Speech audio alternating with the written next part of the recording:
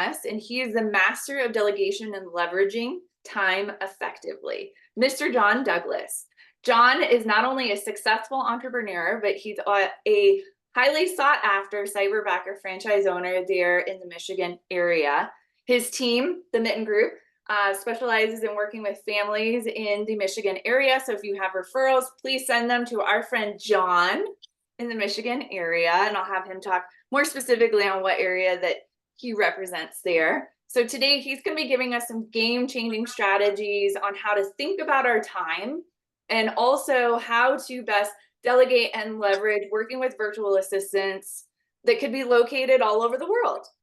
As a coach, that's one of the number one things I hear from clients is, okay, I know I need help. How do I get it? What do I do? And how does this all work? And so John's going to be walking us through that today. So without further ado, John, welcome to the Mastermind. Thank you, sir. Thanks, Lindsay. Thanks everybody who's here or anybody who watched the recording. It looks like Kelly has joined us, so welcome Kelly as well. Hey, Kelly, you got to come on campus. Oh, all right, fine. Kelly, we want to just got done working out, so yeah, we want to see your messy bun and your sweatpants. Let's go. I'm just wearing a gray t-shirt, so no judgment. There's Kelly. Hey, Kelly. Your hair looks great. You don't even have the messy bun like you came back from the gym. It looks awesome. And you're muted, so we can't hear whatever fabulous things you're saying about yourself. Oh, I just said I took it down, so I didn't scare anybody too much. No, nobody to scare. Okay, so please interrupt me with questions at any time. I like to be interactive when I teach. And a precursor and a preface. I detest teaching online. I know we have to do it, and COVID's changed everything. I love being face-to-face with people. So cut me some slack. I'm going to share screen a lot as well. But to start with, the difference between success and not success in business, or success and highly successful people, which I think is a more important aspect to talk about, is making sure you hire great leverage, and get yourself out of doing everything other than the most important, highest uses of your time. So is everybody on the call a real estate agent? Is that mostly who you're coaching, Lindsay? Yeah, okay. Everybody here is in real estate. Mm-hmm. Okay, awesome. So we can talk jargon. Me too, and we'll talk that. I'm not here to sell or preach red Kool-Aid for Keller Williams. I just happen to be with Keller Williams. And I believe everybody in the real estate industry will agree with Gary Keller's assessment of the 5 most important jobs of a real estate agent. Doesn't matter what brokerage you're with, which is lead generate, follow up with your leads, go on appointments, negotiate contracts, and script practice and role play. And I think they're in that order for a very important reason. If you don't lead gen, you don't have any leads to follow up with. If you haven't followed up with leads, you don't have any appointments to go on. If you never went on an appointment, you don't have any contracts to negotiate. And then after you do all that junk, practice so you get better, then go back to step 1 and rinse and repeat. That's the life cycle of the most important work a real estate agent does. And if I person glass board or a big tear off paper, I draw you a chart that showed you all the nonsense that the average real estate agent does, and almost all of it's not on that list of 5. They do some of that, but most agents spend most of their time avoiding 1 and 2. We don't want to talk to people. We don't want to follow up with the leads once we've identified them until they're ready to go on an appointment. Most people are good at the appointments, like, okay, we'll show houses, we'll do buyer consult, we'll do a listing appointment. And most people are great. Like, once we get to contracts, that's easy. Let's negotiate contracts, move on. And then very few of us actually script practice and role play. Oh, come on. I don't want to lead generate. Haha. Exactly. So most agents say that they just want social media and it to fall from the tree. Yes. Well, and why is the dirty Z word where it is, right? Because they're like, you'll pay us thousands of dollars to get you one closed deal, right? So we know that if we're going to be successful as a real estate agent, we have to do those 5 things in that order. And the most important things we do every day: lead gen and then lead follow-up, right? I'm not here to tell you to lead gen and lead follow-up. You know to do it. If you're doing it or not, that's a job for you and your coach, whether it's Lindsay or somebody else. Lindsay's phenomenal, by the way. I'm here to make sure that you have time in your day to lead gen, lead follow-up, go on appointments, negotiate contracts, script practice, and role play, because you're not wasting your time doing other junk. All the agents I know either fall in one of two categories. I'm really busy or I'm really productive. I guess there's a third category. They're neither. That's because they don't sell any houses. We have really productive agents. That's like the 1%. We have highly busy agents. That's most of the rest of us. And maybe the third group is we don't sell houses. We'll be out of the business soon, or we'll jump into one of those other two categories. The goal is to move all the highly busy agents into the 1% of the highly productive agents. And the way you do that is you stop wasting your time doing work that somebody else can do at a really high level on your behalf.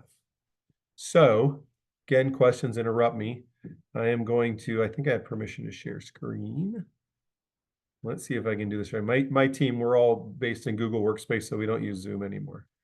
I know But John's trying to convert me to the Googles.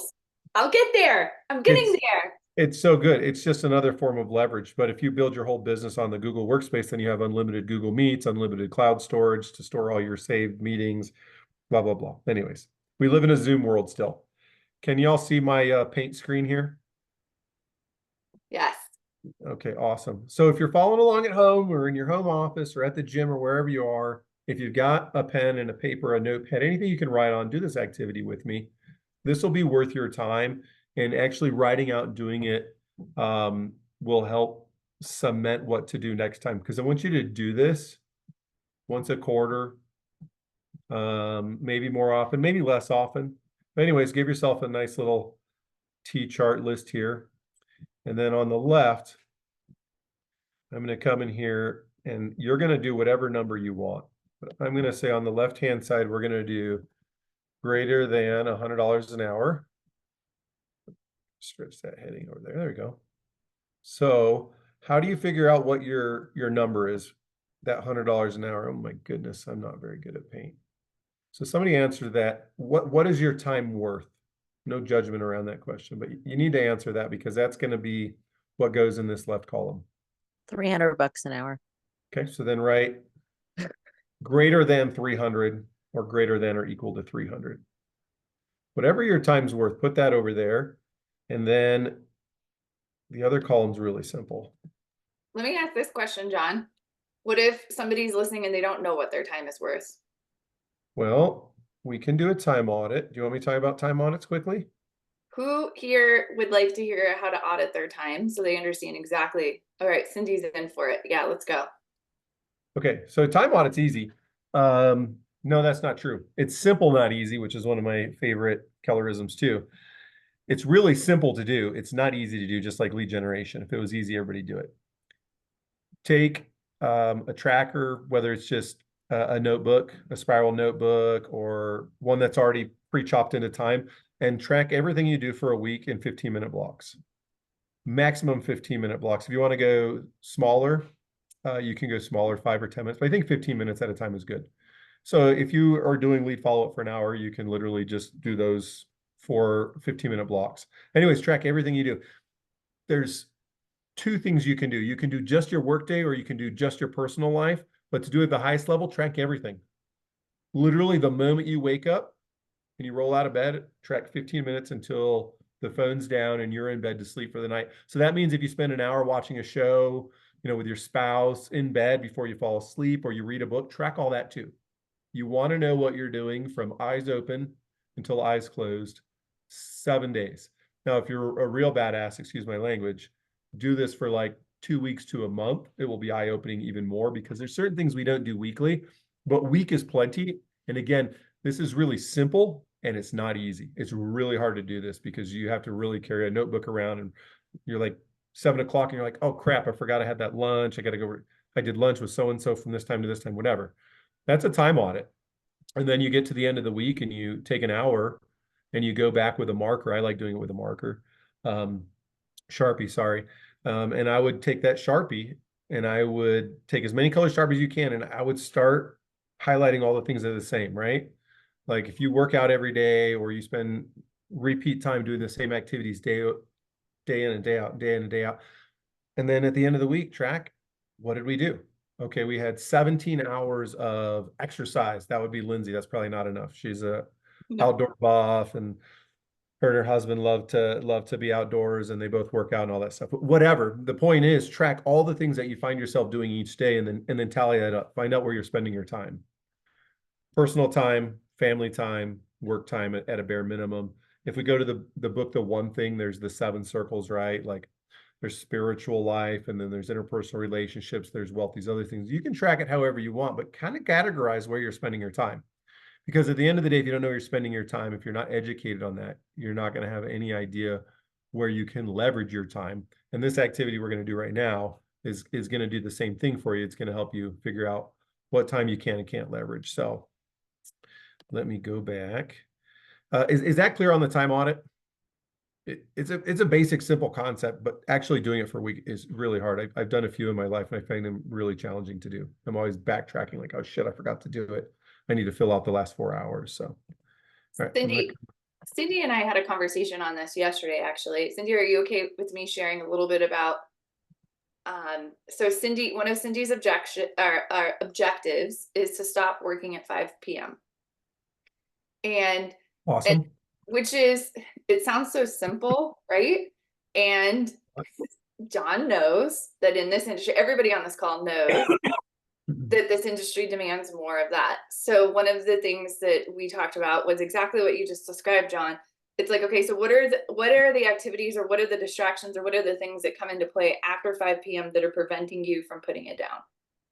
And so I love that what John just talked about kind of compounds on what we just talked about, Miss Cindy. And it's until we get conscious awareness around what are the things that are what we are doing, then we can't make a decision, which is what I love so much about this activity, around what we can delegate. Okay, so we know how to do a time audit now. That's kind of a separate thing. I teach a class sometimes on time management, calendar, time blocking. I usually teach the time audit as part of time blocking and calendaring and things of that nature. And it's very applicable to this, especially if you don't know what you're doing each day, and thus what you can and can't be doing for a certain amount of money. So we're going to come over here on the left. Whatever you put, $300 an hour. And there's another way you can do this too, by the way. You can do like, okay, here's what's my time's worth. We did the time audit. I made X amount of dollars last year, and I spent X amount of time working my business. So my goal is to be worth $300 an hour, but I found out I'm worth 120, whatever, right? But another way to do this exercise here is, what do I want my hourly to be? I found out it's actually 120 last year. I want it to be 300. Great, then write 300 on this left column, and then write less than 300 over here. So anyways, if we go back to what Gary says, in real estate, we've got 5 things maximum that can make us top dollar, right? So we can do lead gen. My writing in paint's bad. Lead gen, and then we can do lead follow-up. Ooh, this is not meant for writing. That doesn't look like a U. And then we can negotiate contracts, whatever. But if there's other things you can do over here, write them down. If your only business, if your only source of income is real estate, you probably shouldn't have anything on the left other than lead gen, lead follow-up, appointments, negotiate contracts, script practice, and role play. A cool activity I did with my business coach, man, maybe 5 years ago. We sat down, we figured out what my average commission was. And then we sat down and we figured out how many hours of lead gen it took to generate one closed transaction. And then we just divided that out. And then I put a huge 36 by 24 poster note in front of my desk at the office that said, every hour I do lead gen, I make, and it was something silly. It was like $1,100 an hour if I just did lead gen. And then the second thing that I had on that poster, and that can be on the left-hand side if you're growing a team, which was lead gen for talent specifically, not lead gen for real estate transactions. And then my poster said, every hour that I spend lead genning for talent, I made $375 an hour. That's a really helpful activity. So if you know your GCI and how many hours you worked last year, you can figure out exactly what one closed transaction is worth to you. And then you can back work that into how many hours to do lead gen to get one closed transaction. You can find exactly how much money you make per hour. By the way, you don't make any money per hour when you negotiate contracts. You don't make any money per hour when you script practice and role play. You make money finding leads and following up with them until they're ready to convert. That's the only place we make money in real estate. That's why the dirty Z word is so valuable to so many agents, because they go out there and they make you money because they find the leads and follow up with them until they're ready to convert. And then you go in and convert them. So I guess the conversion, which is part of lead follow-up, is where the money's made, but the money's identified in lead generation. All right, so then you know what to do over here. Everything that you do in a workday that you could pay somebody less than your target amount for, write it down over here. So like TC work. You can pay somebody less than $100 an hour in my example, or $300 in Kim's example, right? Signs. MLS searches. Yeah, write down anything you want. Throw out ideas. You guys take your mics off, but start throwing down ideas of things that you're doing that you know you can pay somebody less than that amount for. And what I prefer to do is, what can you pay somebody $30 an hour or less to do? There's a gap between your goal. So if your gap, say, is 300, and then what you can pay 30, but the vast majority of the stuff you do that's not those 5 job description kind of tasks for Gary Keller specifically, that gap in between there's really actually pretty small, right? Like most of the stuff falls on the $30 an hour or less side, or the over 300. There's very little in the middle stuff, right? Like my accountant doesn't cost $300 an hour, but they're not $30 an hour. So there's some stuff in the middle, but it's a pretty small list. We don't need to focus on it. So I can get signs installed. I have a sign installation company and we're really expensive. $75 to store the sign, install it, remove it, lockbox the whole thing. But if that's 2 hours per job, like $37.50. Okay, $37.50. It's on the right-hand side, right? Like we use a sign company. It's my own sign company. We have a transaction coordinator. She's in the Philippines. She costs us $1,500 a month full time. You can break that down into the hourly. It's less than $10 an hour. She's great, by the way. She's way better at transactions than I am.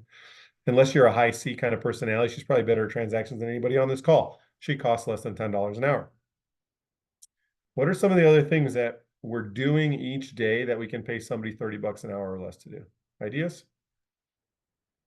Create marketing material. Marketing. Social media content. Posting on social media. I want to circle back. Don't let me forget to circle back on social media, please. What else? What are the other things? What are the things in your busy day that you're doing that's not lead gen, lead follow-up, go on appointments, negotiate contracts, or practice? Pulling comps and putting together listing packets. Paperwork, prepping listing packets, doing research in the MLS. Okay, what else? Confirming appointments on your calendar. Appointment confirmation on your calendar. What else do we have? The list is long. Reading some of your email. Reading emails. I just posted on social media last week. I got one of my email inboxes to like, I forget what it was, 25. Oh, I saw that. Yeah. Unbelievable. Like how much junk is in my email inbox. And I have spam in a bunch of filters. So like 90% of the stuff doesn't even make it to my inbox to begin with. My other inbox is still at 200 or 300. I think it's eye-opening when you realize how many times a day you check your email. And when you start measuring how much time you actually spend just checking, refreshing, scanning, looking, deciding, it's hours of your time every single day just in email. Yeah, I don't do that. I hate email. If you need me, text me and tell me to check the email you just sent me. Otherwise, I'm in there maybe twice a day or when I'm at my computer and I know I need to be there. Email will suck the life out of you. How about answering the phone and answering sign calls?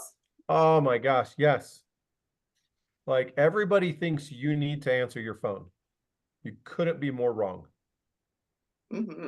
How many calls come to your cell phone that you didn't need to talk? Like, so my rule is this: if I'm not expecting a call from you and I know who you are, I don't answer your call. I just immediately text you, please text me. As just a default text. Because 90% of all phone calls can be handled in an email or a text, can't they? Yeah, I always say that I'm in a meeting. It doesn't matter. It's my meeting with my cell phone. Like I'm in a meeting, I'm busy. 100%. Can I help you over text? And Right. So if you want to be the person though that never misses a call during business hours, you just leverage that. Hey, this is Martin. I'm John's executive assistant. I want to make sure you didn't miss your call, so I'm answering this. How can I help you? I want to make sure John gets back to you and take care of whatever it is right away, right? And then a great executive assistant like just takes care of 90% of it and only forwards on the 10% that I actually need to address, right? So like that's a great one. Thanks for saying that. What other stuff are we doing each day? Think about your busy day. Think about what you did yesterday, the day before, the day before. And now, if you're doing this at a high level, write down the stuff in your personal life that you could pay somebody $30 an hour or less to do. Who's Like still there's cleaning their house? cleaning, right? My cleaning lady just comes twice a month. Yeah. We Yeah. still clean our house, but she does like a little bit deeper clean, like stuff we don't want to do, like the microwave, and the range top. Who mows their own yard? I do, but I love it. I put a book on and it's me time. So I choose to not do it. At some point, I'll probably leverage it. Think about other things. Like there's a company here. It's a dry cleaning and laundry service. They will pick up and deliver, I think, 1 or 2 day turn time. It's like 36 by 36 by 36. This huge thing of laundered, as much stuff as you can cram into it, they'll launder it, fold it, and deliver it back within 24, 48 hours. For $25. Like it's probably 2 loads worth. They do all of it. And by the way, it looks good. Like it doesn't sit in the basket getting wrinkled in the basement while I'm waiting to bring it out of the dryer. No, right? Like play this game as far as you want to take it. It will be eye-opening to you. And then the trick is go through there and go like, what things do I enjoy doing, even if I don't make $300 an hour doing it? Right? Like I enjoy getting on my 0-turn mower. I have 6 acres. I turn a book on and I just go into that zone. I get to listen to a book for a couple hours. I do my own weed whacking and all that. Same thing. I got a book on. I like being physical and outdoor and act. Okay, can I pay somebody $20, $25 an hour to do that? Yes, I choose not to. So there's things like my wife refuses to let me use the laundry service. Okay, no judgment. We could hire a professional chef for a lot less money than what we both make.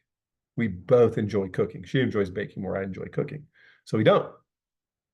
There's a long, long, long list of things you can leverage. You can leverage everything in America because America is built on the service economy.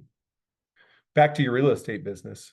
There's a lot more stuff you're not thinking about. So I want you to keep this pad next to you and just mind dump on this thing every time you think about something, or do this. If you don't have your notepad with you, whatever, like text Lindsay a note, say, oh, yep, I just caught myself. I also do this thing that is not making me $300 an hour. John, Now, can I yeah, give you an go. objection here? Yeah. Because I Yeah. know that this goes through everybody's mind. Okay. But John, the clients expect to hear from me. They want me. Why did you set that expectation with your clients, Lindsay? Well, John, like, this real estate business is, when I met with the client, I told him how amazing I was, how I was going to service them. I was going to be available 24/7. That house comes on the market. I'm going to get there and I'm going to do it. And if I have an assistant in the Philippines answering my phone, I feel like I'm disappointing the client.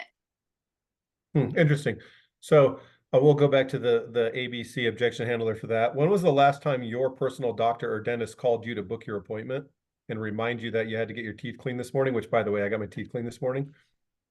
When's the last time? I don't even know who my dentist is. She came and introduced herself today. It's not the same person I saw last time, but she definitely doesn't call me. She definitely doesn't send personal texts each morning for the 3 days before the appointment, and also call me to confirm the appointment, right? I saw her for a grand total of 4.5 minutes today, because guess what's the highest use of my dentist time? What she does best, which is being a dentist and not being an admin or not making follow-up calls. Yeah, she came in, she shook my hand, she said, hey, I'm your dentist. I've reviewed your chart. I've reviewed your x-rays right here on the screen. Let me poke around in your mouth, feel your jaw, blah, blah, blah. 5 minutes, she was out. Wow. I bet she makes $500,000, $600,000, $700,000 a year doing little 5-minute visits. And then she does oral surgeries and the things that dentists need to do that her hygienist can't do. So the first thing is set good expectations in your buyer consults and your listing presentations. Second, everybody has a team. I don't care if you're a solo agent, your team is your office compliance officer, your compliance broker, your team leader at the office, your MCA. Like, again, I know the Keller Williams model, but everybody who works at your brokerage, that staff, they're part of your team. So you always are selling a team. And by the way, it's the easiest sell in the world. So Lindsay, just so you know, I'm your agent. I'm going to represent you. We're going to get you the best price on this house that you're buying. And I'm not great at chasing around paperwork because I'm good at dealing with people, as you can imagine. So I have a transaction coordinator who's going to make sure every day they're in your file, making sure the emails go from one place to another place and everybody gets followed up with and nothing slips through the cracks. Do you prefer that or do you prefer me to handle that stuff? Well, John, when you put it like that, I guess I'm okay with somebody else handling it. Yeah, you should be, because if I was buying a house right now, there's no way I'd let me chase the paperwork around because I know that I'm not best at that. I'm best at negotiations and showing houses, and my knowledge of houses is really where I can shine and help you. So I just want you to know you're going to work with Florence after we get you under contract.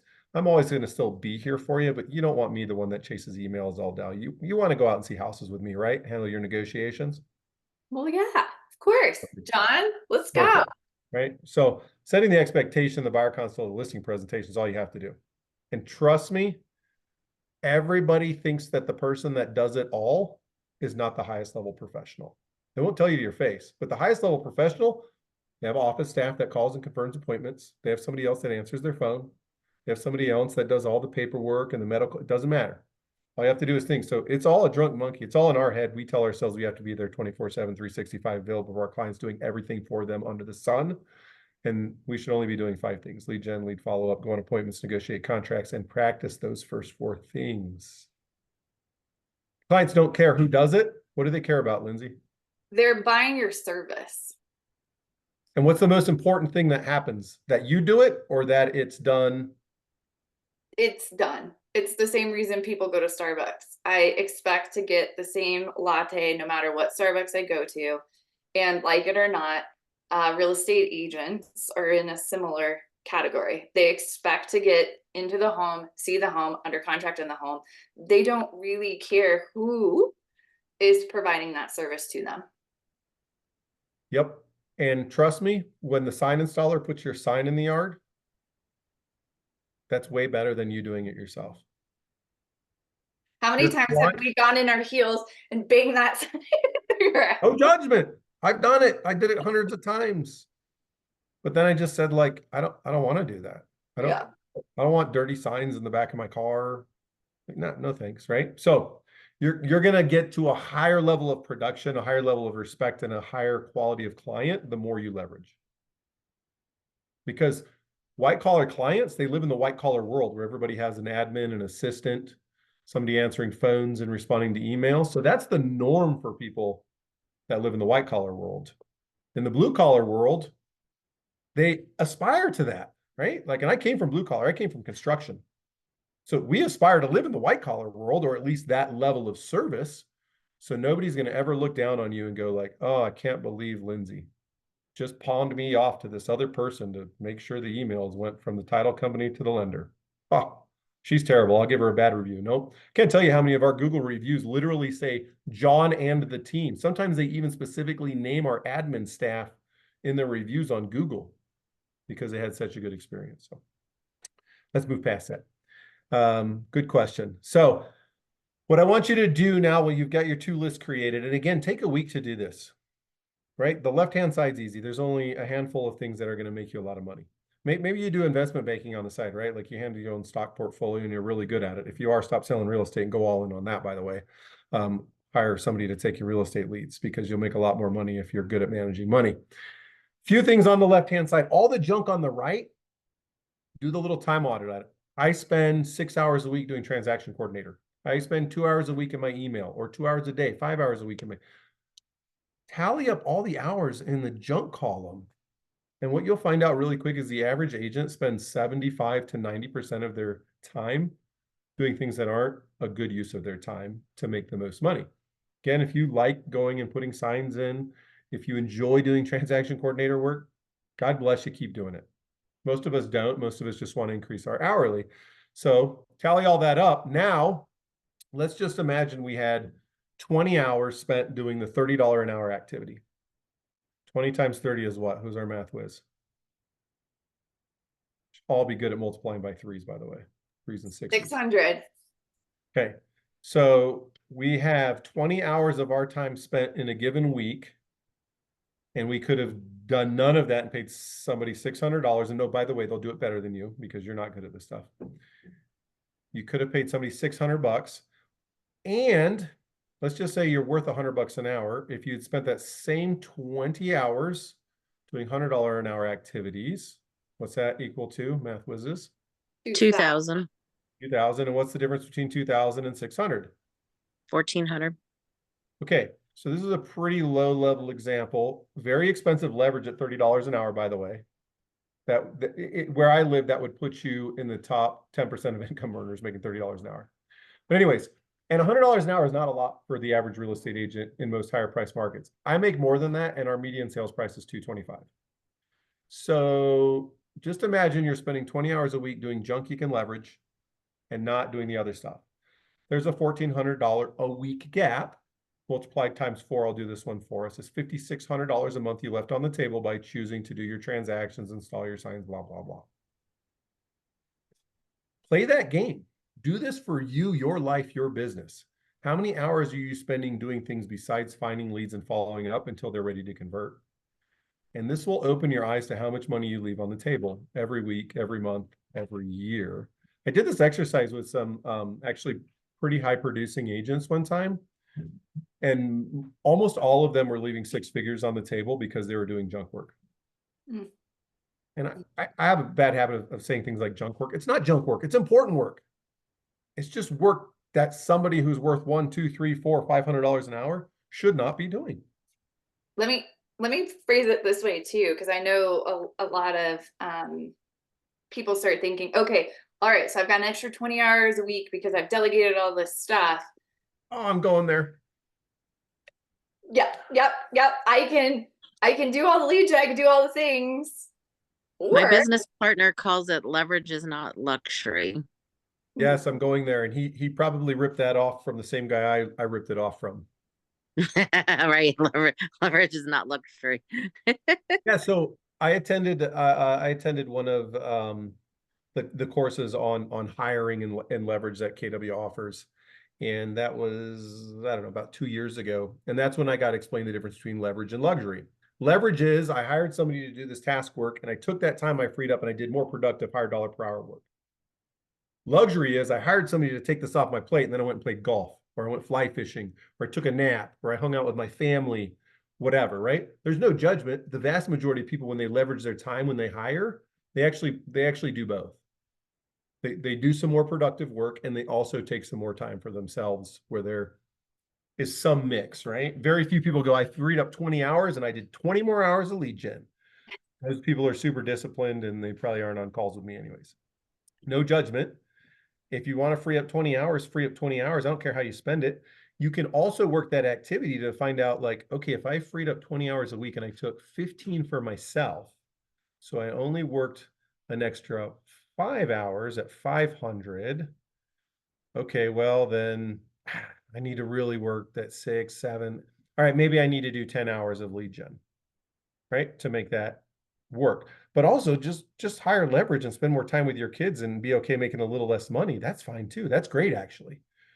I've done a lot of that the last few years. I've grown a massive team, and I'm like, I'm okay actually having my P&L not be as impressive as others, because I don't care about the profit there. I care about the profit of spending time with my family, doing the activities I enjoy more. Leverage versus luxury. So get yourself leveraged and then choose what you do with the time that you buy back. This is a really great activity. I was just gonna say, John, I did that in my business last year, and we did a 6-week RV trip where me and my family just cruised around. I only worked 1 day a week. It was great. And guess what? My business didn't fall apart. I actually acquired new clients. It's amazing what you will accomplish and achieve when you focus on only the most important things to your business, right? Only the most important things. Everything else will figure itself out, or it wasn't important, right? You hear about those CEOs or people once a week or once a month, they delete their entire inbox. Doesn't matter what's in there. They just have a schedule. They just click select all, delete forever, and it's gone. The thought process being, if it was really important and it was still there, they'll come back. They'll email me again. They'll call me. They'll figure it out. Think about, like, you're terrified, right? Like, you have anxiety about that, right? There's emails in my inbox that have been there since 2020 where I'm like, oh, I got to come back. Just imagine if once a week you deleted the entire inbox. If it's truly important, they'll come back. It's one of the ways to find out what emails are important, what things in your business are important. Delete your email once a box. And don't put it in the trash. Delete forever. Kim is like going into a shutdown of anxiety over here. I'm with you. I can't do it. I guess I I can't. literally like every day I spend my first hour of the day. I wake up, I get on the walking treadmill, and I spend the first hour just trying to get through emails every day. And Can it's we like go on that a little bit? I still have like 36,000 emails in my inbox at all times. It's like I literally spend the first hour of my day deleting and unsubscribing every day. Can we go a little personal on this? Sure. Tell us about some of those emails. Like, give us the average day. Like, what emails are you handling? So I am, in addition to being a top producing agent, I'm also the director of training. And so I have like every company on the face of the earth is spamming me to death. And like I also have 9 active deals right now. And I have 14 junior agents under me, and I'm in charge of all of their deals as well. And then yeah, it's never ending. It's never ending. And I'm like, I turn down every lunch with every lender. I'm like, delete, unsubscribe, yeah. And anytime an email comes in, I literally like search my emails by that sender, unsubscribe, click all, delete all. And it's like, I can't keep up with it ever. It's just nonstop. So what if somebody just sat on a Zoom with you when you did that every morning? They watched exactly what you did. How many days or weeks would it take for them to understand exactly what you do every morning and do it for you? I don't know, but I really like the idea of doing, like, it's like, I'm on this call because I was like, I know this is something that, like, I have a TC, she's awesome. She's been my right hand for 9 years. So it's like, my TC knows exactly how I want things on that end. And so I have at least, I did that. So I've got that going, but I also understand that there is a massive amount of time that I feel like I am not productive, like that I'm busy but not productive. And it's like yesterday I worked a 15-hour day. And part of that is because I have 9 clients, right? Nine deals happening right now. But I worked a 15-hour day yesterday, and it was like I feel like a third of What did you do yesterday? What? What did you do for 15 hours yesterday? I had showings with 4 different sets of clients on different sides of the metro, literally from Parker to Boulder. And then also down in the Springs. So and I don't normally do the Springs, but I have a listing down in the Springs. So anyhow, so I don't normally do the Springs. But it's like I had that, and then I was negotiating inspection objection / resolution on 3 properties. And then I was trying to get 2 other clients to write. Well, I wrote multiple offers yesterday for multiple clients.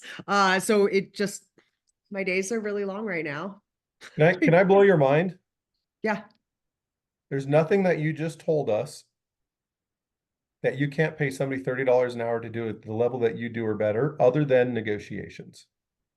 I How many mean, hours did you spend negotiating yesterday? a lot. Okay. I spent a lot of hours negotiating yesterday. Writing contracts, I will never let somebody else write a contract for me. Contracts are my love language somehow.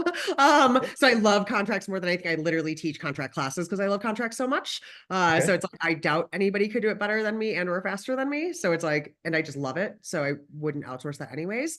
And showings, my clients, several of my clients, I've had other people try to do some showings for me that were really good at what they do. And my clients were like, they're not you. Guess why they know that? Because I'm awesome and I've been doing this a long time. And You are, but the only reason they know you're awesome at showings is because you showed them a house to begin with. right. But I want to make sure that my clients have the best experience from start to finish.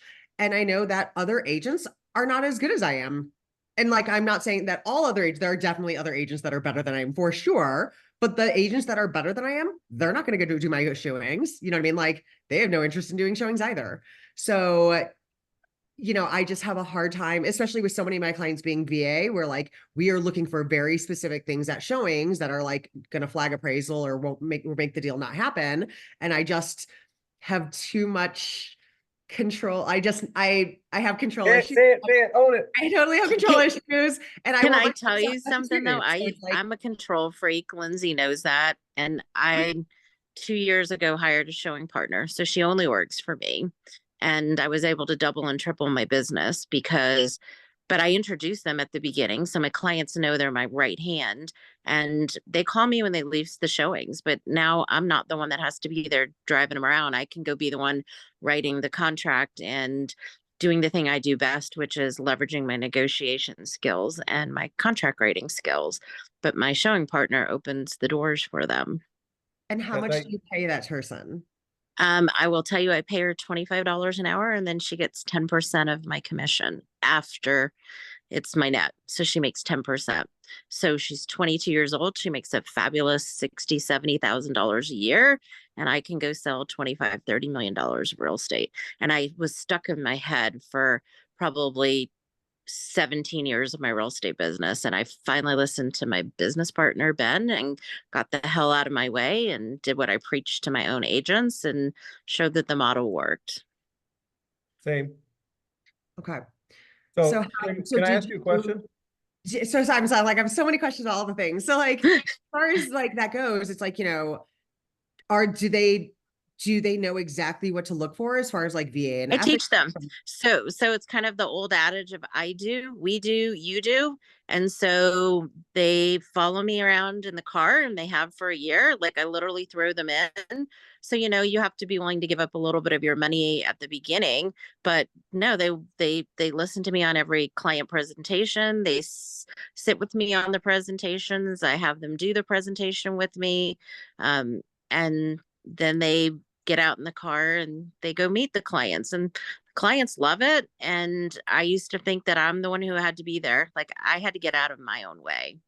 It was really tough. I'm a control Here's- freak. I'm a DC. I'm a here's- massive control freak. Here's the thing to think about when you're like, they want me, I'm going to do it the best. You're wrong. They don't want you. They want the best. And my mental hangup is that I am the best. And I got coached out of the problem of they all want me, they need my experience. And I got coached into, John, can you train somebody to what to look for at a showing? Yes. Are they going to have your 10 years builder experience? No. Do they need that? No. Windows, roof, mechanicals, wet basement, right? Like, yeah, you can train anything. And if you pick and hire the right person, and Lindsay will scream this from the rooftops, they will be better than you within 1 to 2 years, guaranteed. The only reason they're not is because you didn't hire the right person and or you didn't train them properly. Everything else falls into place. If you hire right and train right, it falls into place. And there's a ton of people out there who will be thrilled to work for $25 to $40 an hour. And within 1 to 2 years, they will do everything better than you currently do it, with very, very few exceptions. And I went through that with showing assistant. I got a more important question. So you spent 15 hours working yesterday. Are you married? Yeah. You have kids? Oh, hell no. No offense. No offense. Okay. So it's easier for you to go work 15 hours because you don't have kids or whatever at home that you're robbing of that time. But what do you do for fun? Is it real estate? I love real estate so much. That's No, okay. That's so okay. I love, I mean, my email address and my website, my everything is actually Kimberly Loves Real Estate because I love it. I drink the Kool-Aid every day. But for fun, I travel a lot. I travel probably once a month. I travel. I leave the country a couple times a year. I golf, I snowboard, I do all the Colorado outdoor things. I paddleboard, I hike, I like all the things. So I do all the outdoor things basically, like all the outdoor things. So just ask yourself this question. What's your outdoor sport that you do this time of year as the weather's getting hot? I golf, like I golf, good. and I golf both for fun and also for lead gen. So it's like it's even better, right? Yeah. Lead gen where you have fun. Everything that I do outside of work is still work lead gen. So even when I golf, that's still lead gen. Even when it's like everything that I do when I snowboard, that's lead gen. It's like every activity that I do other than playing in my garden, everything else I do is lead gen. Every time you show a house, instead of golfing, you're costing yourself probably $200 an hour. Mhm. This is where I drop the mic that I don't have. Mhm. Now, let's step back a little bit and let's go into like VAs, transactional work, sign work. Like start with the easy to leverage stuff and then move up the food chain, because going on appointments is one of Gary Keller's things. But Gary Keller didn't say go show houses, actually. No, he said go on appointments, which is go on a buyer consult, go on a listing appointment. Don't waste your time driving around in your car showing houses anymore. If you love doing that, do it by all means. I And promise Kimberly, you, I can hire tell you, somebody to do it better than you. For and I was going to say, if 25. you're a control freak, you can do group texting with your showing partner. Yeah. I do everything via group text. And So I'm still in my control. transaction coordinator does the same. My Mhm. Filipino transaction coordinator, as soon as she starts a transaction, it's a three-way text with the client, her, and me. So everybody's always in the loop all the time, and I ignore 90% of it until it Yep. needs my. So Like I definitely do that with my TC. Like my TC and I, we've been doing that for literally 9 years. So it's like I've at least had been smart enough to have a TC this time. At like, for the last 9 years. It's just I need to, as it's like I'm obviously, plateauing in my business. And it's like I've been sitting in this 7.5 mil to 10 mil mark forever.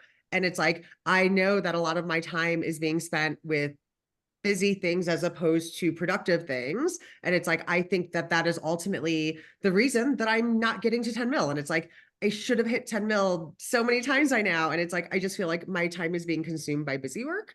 So I'm definitely, obviously that's when Lindsay sent me this invitation, I was like, I'm on it right now. And I like signed up immediately. I was like, yes, this is what I need. I need somebody just to put me in my place, which I know sounds weird, but I was like, I just need the conversation. That's not weird. That's not weird at all. That's somebody who's at a ceiling they want to break through, and they know they can't do it alone. And they're on the hamster wheel. Like every business owner gets there at some point, or they get out of being a business owner. So this is totally normal. Like everybody's at a different stage on this call, right? Lindsay's at a different stage of her business than me, from you, from Kelly, from Cindy. So because I don't want to short on talking VAs quickly. Can You I want me to jump on say that? Go something ahead. really quick? And then I think we need transition. Okay. So I want to bust this myth for Kimberly. There was no way our team in San Antonio could sell 120 transactions without showing assistance. Girl, you are standing in your own way from breaking through to the 10 to the 20 to the $30 million years. Okay. And having specialized in VA, you know that. You absolutely can train the showing assistant on what to look for. You walk up, oh, those bushes are touching the siding. We're going to need that trimmed back. Oh, there's a tree limb touching the roof. We need that. In Texas, there was the termites. So has there a WDI that was done on this, right? So you can train all of that, and somebody else can do it better than you. Okay, so when you're training that person, like, are you paying them during the time that you're training them? Absolutely. But I promise you the trade-off's worth it. If Lindsay wants me to Because come you were back, doing that work anyway that you had to go do. So all you're doing is taking them with you so that they're mentoring with you, because you're already doing the work right now. So you're just throwing them in your car, and yeah, you're paying them. But at some point in time, you start to trust them, and you take them to, you let them go do 1 or 2 showings, and you follow up with the clients and you see how it went. You don't tell them that person's brand new. You just go, great, how did it go? What did you learn? What did you see? Blah, blah, blah, blah. You're totally engaged. And the next minute, now all of a sudden you're throwing more and more of the fence because you trust your assistant, and your assistant is your partner. They're not an assistant. They are your showing partner. They are partnering with you in every sense. And I can't imagine. And I was forced to do it first time when I got out of the hospital with COVID. I didn't have a choice. And ironically, it was my best real estate year. I did $35 million all by myself because I was forced, because I couldn't be out there post COVID and asthmatic. I didn't have a choice. Okay, thanks, team. So if you want more on showing assistant, just let me know. It's a class that I teach specifically on hiring, training, and utilizing a showing assistant. So I'm happy to do that, and I can send you our 30, 60, 90 for our showing assistant. All that stuff. We're gonna need to bring you back to do that one, John. Yeah, I want that everybody one. That likes one sounds awesome. Okay, I will put info in the chat for you, but I'm like, yes, please. Like, please, all the things, please. That'd be great, please. One at a time. That's what I tell people. Leverage one at a time. Find the most important block, knock it down, then the next one. And leverage is the same as anything else, right? Like find the most important pressing thing, fix it, and then get to the next one. And in hiring, do that same process, right? Like my staff and my real estate team, I identified my coach, director of operations was the first hire, somebody to build and clean up all of our systems. And then a database and leads manager, then the marketing person, then the transaction coordinator, because we already had an in-house transaction coordinator for a long time, was our general admin. So virtual assistants, the good, the bad, the ugly. We can do anything that you don't have to be physically there in person to accomplish, and it doesn't require a special license or certification. Period, end of story. All the Filipinos speak fluent English. Some of them are heavily accented, and some of them you wouldn't know that you're not talking to somebody in Seattle or San Francisco, like a heavily immigrant area. In our company specifically, you get asked early on in the process, are you hiring for voice or non-voice? If it's voice, like an ISA, somebody making phone calls for you, answering the phone all day, you hire for voice. It's a smaller pool, but no accents. If it's a non-voice, you don't care if there's a strong access, right? Like they're only going to talk to you. It's one of the biggest concerns. Like, oh, they speak English, they have a strong accent. Like, yeah, it's not a big deal. They speak English. They're like Europeans. They start taking English in kindergarten. The other thing with Filipinos is they're highly educated populace, but also a third world country. Like it's a developing nation. So your average cyberbacker has a bachelor's degree or better. And in their country, that doesn't do anything for them. Well, with it does a lot less for them than it does in our country, right? Like the opportunity is so much less. So we have highly educated English speakers that are like, hire me, show me what to do, and we'll knock it out of the park. And that's what we do over and over again. Trust issues is another big thing. We have a legal entity in the US, we have a legal entity in the Philippines. We have on the ground offices in both locations and like a 99.6% success rate, meaning there's been like on one hand with 3,500 virtual assistants paired, on one hand, we can count the times that there was a security breach. It just doesn't happen. Like you put safeguards in place and whatever. Here's what I tell everybody. You can hire somebody down the street, somebody across the country, or somebody across the world. They all have the same potential and opportunity to do bad things. Just because they're here or there doesn't make any bit of difference. In Cyberbacker, we hire first for character and values, and second for talent and ability. So just like, again, I'm going to sound like a broken wheel, but because the founder of Cyberbacker was a guy in Gary Keller's top group and believes in the foundational principles of Keller Williams, he built Cyberbacker the same way, right? Like character matters, values matter more than anything else. If we find good people that are smart, we can train them to do anything. So we have 10 to 15,000 applicants a week. 10 to 15,000 people apply to work for us every week. And then we whittle that down to 20 or 30 pairings every week across the country. So you can imagine that talent pool, we get really good people. So you have really talented people who are smart, they're hungry to work. And yes, they sleep, but just like your firefighters or your paramedics or your doctors or anybody that works shift work, they just adjust their schedule and they work on your time, right? So I have cyberbackers that work in my 3-4 different businesses. Some start as early as 7 Eastern time, and some have asked to start at 9 or 9:30 Eastern time. And then they just work like, and I'm very flexible because I don't have somebody standing by answering the phones from 8 a.m. till 5 p.m. or something. So we treat our cyberbackers, I think, really, really well, like bonuses and gifts on birthday, like just like I would treat somebody who was in my office in person, and they treat us fantastically well too. And that's not a hack with Filipinos or with virtual assistants. That's just a hack with people. Treat them well, they'll treat you well, they'll be loyal. Some of the other advantages of hiring virtual, like tomorrow, my virtual assistant may quit. God forbid they get in a car accident, they can't come to work. I can have 5 more candidates in your inbox within 1 business day to rehire that person. I can have them hired in 3 days, and I can have them a professional trainer within 4 business days and reporting to you within 5 business days if you want, or after professional training. If you need to hire somebody in person, like first off, build a hiring funnel, post your job to Wise Hire, then review emails every day, because I know like Kim specifically loves to review emails every morning, right? Like I do hiring funnels, like I do all that stuff for hiring agents in person, but we just easy button the whole thing at Cyberbacker, right? And some of the other virtual assistant companies do the same thing. The biggest thing about hiring a virtual assistant is, oh gosh, they cost $8 to $10 an hour. And you swipe your credit card. You don't have to be set up with a CPA, an accountant, a bookkeeper. No, you swipe your credit card, you get miles so that you can take an extra trip to Ireland this year, Kim. And you don't worry about anything else, right? Like It's just so easy button. So now my army of cyberbackers is at 3 full-time in my real estate business, 3.5. So 3 full-timers and 1 part-timer in our cyberbacker business, and then some overlapping working in some other businesses. Questions about virtual assistants? Because I want to keep on time. We got 1 minute on my watch.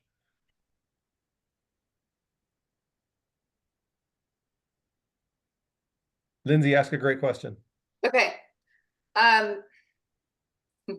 This one comes up a lot. How do I train them? Cool. So we easy button that for you too. So if you're hiring through Cyberbacker, the first thing you do once you've decided to hire is we're creating a job description for you, top 5 or top 10 task lists.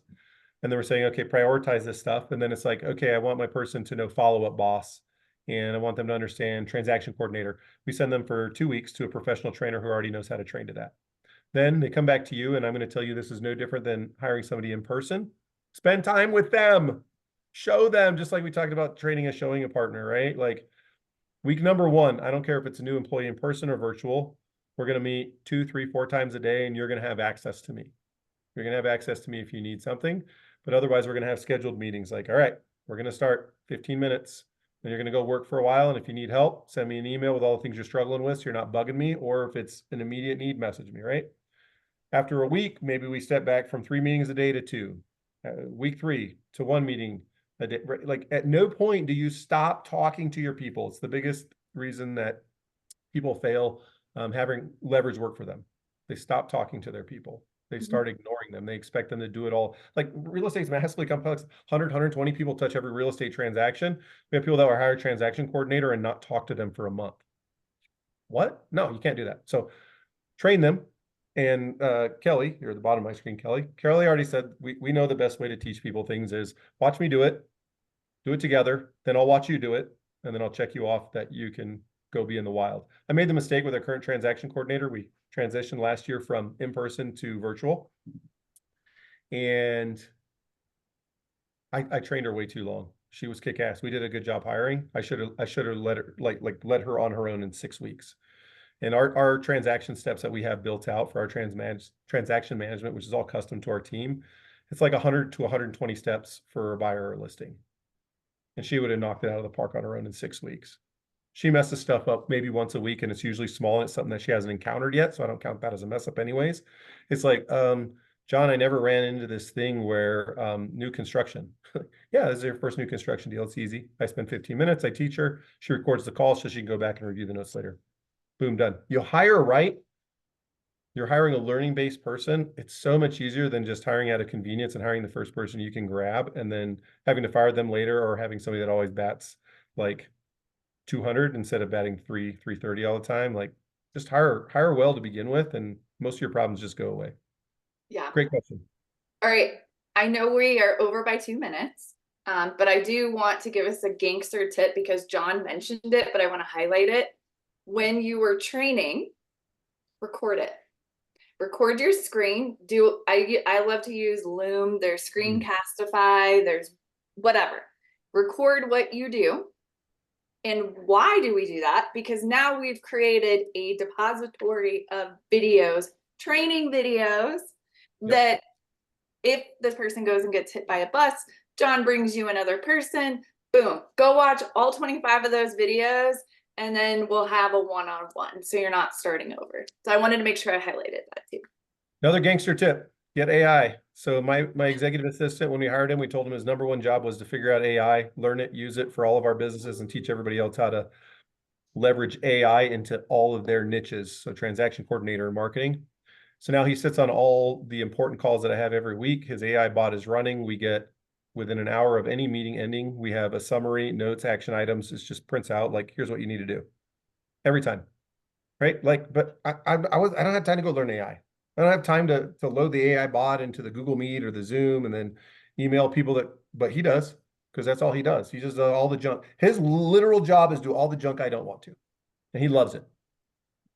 So get AI working for you. If nothing else, do as many meetings as you can, someplace that you can record them. Yes. Yes. Okay, ladies, John, it has been a pleasure. I want to thank you guys for sharing your time, which is your most valuable asset, with us all today. if you have any questions or you want to get connected with John, how can folks get connected with you? John at mittenhometeam.com. Oops, there's in the chat. You can find us on all your social platforms, LinkedIn, Facebook, Instagram. We have 3 or 4 different businesses. We sling cyberbackers anywhere in the country. We'll take your referrals for cyberbackers. About half the country is franchise ownership. Half of it's not. The non-franchise ownership means I can work there even though I just own Michigan. Franchise ownership areas, you send me a referral, I send it to them so that I can skim off your referral. I would appreciate it. If you're interested in a cyberbacker though, come to me first. I do lots of consults for even people in other people's franchise areas. We love your real estate referrals in Lansing, mid-Michigan. So that's about within an hour of Michigan State and Lansing, which is the capital. We do not work Detroit. We do not work Grand Rapids often or Kalamazoo or places way up north. This is the Michigan. I don't know how it's up here is the Upper Peninsula that we routinely get called Canada. We're not up there. We're down there. So you can find us easily. My email's there and Lindsay's got the rest of my contact information. Yes.